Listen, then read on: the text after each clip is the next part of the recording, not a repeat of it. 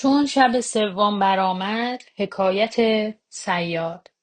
شهرزاد گفت ای ملک جوانبخت، صیادی سالخورده زنی با 3 پسر داشت و بیچیز و پریشان روزگار بود. همه روزه دام برگرفته به کنار دریا میرفت و 4 دفعه بیشتر دام در دریا نمی انداخت. روزی دام برداشته به کنار دریا شد. دام در آب انداخته ساعتی بایستاد. پس از آن خواست که دام را بیرون آورد. دید که سنگین است. آنچه زور زد به درآوردن نتوانست. در کنار دریا میخی کوفته دام فرو بست و خود در آب افتاده غوطه خورد. با توانایی تمام دام از آب به در آورد. دید که به دام اندر خری است مرده. محزون گردید و گفت سبحان الله، امروز عجب رزقی نصیب من شد. پس دوباره دام در آب انداخت زمانی بایستاد. چون خواست بیرونش آورد دید که سنگینتر از نخست است.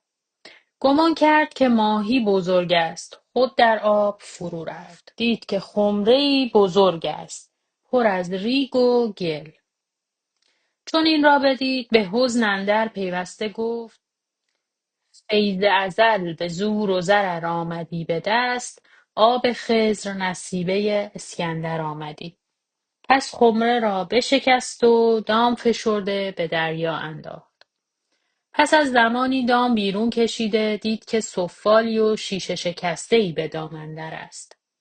این بیت برخواند: به جد و جهد چو کاری نمی رود از پیش، به کردگار رها کرده به مصالح خویش.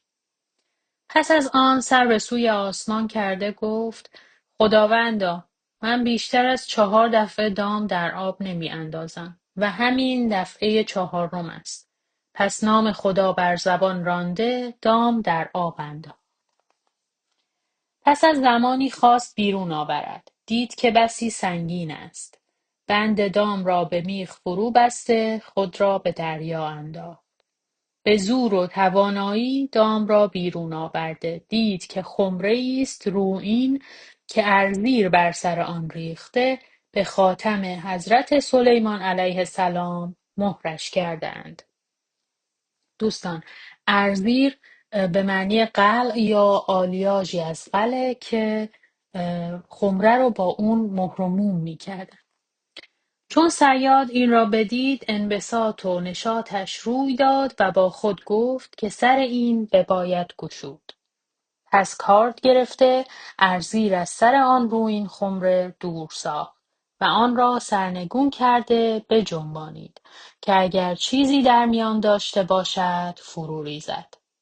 دودی از آن خمره بیرون آمده به سوی آسمان رفت. صیاد را عجب آمد و حیران همی بود تا آنکه دود در یک جا جمع شد و از میان دود عفریتی به در آمد که سر به ابر میسود.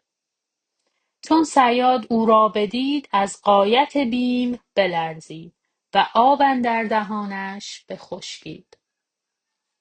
اما عفریت چون صیاد را بدید به یگانگی خدا و پیغمبری سلیمان زبان گشوده گفت ای پیغمبر خدا، مرا مکش که پس از این سر از فرمان تو نپیچم.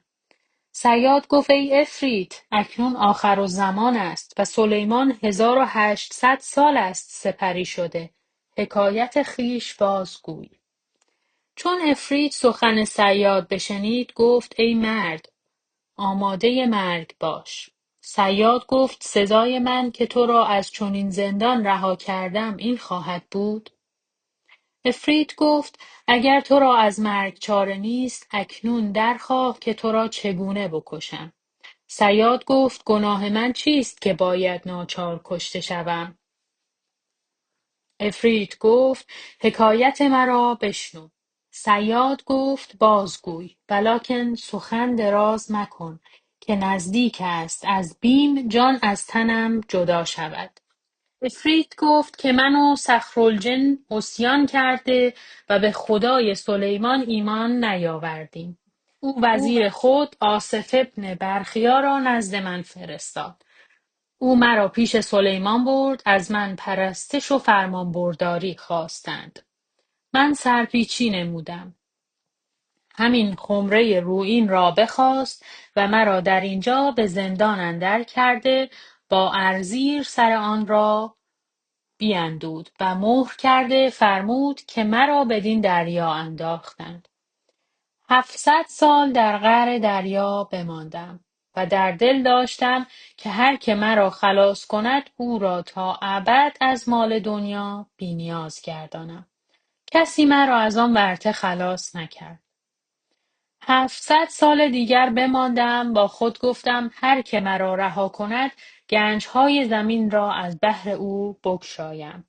کسی مرا نرهاند. 400 سال دیگر بماندم، با خود گفتم هر کس مرا برهاند او را به هر گونه که خود خواهد بکشم. در این مقال بودم که تو مرا بیرون آورده مهر از خمره برداشتی. اکنون بازگو که تو را چگونه بکشم.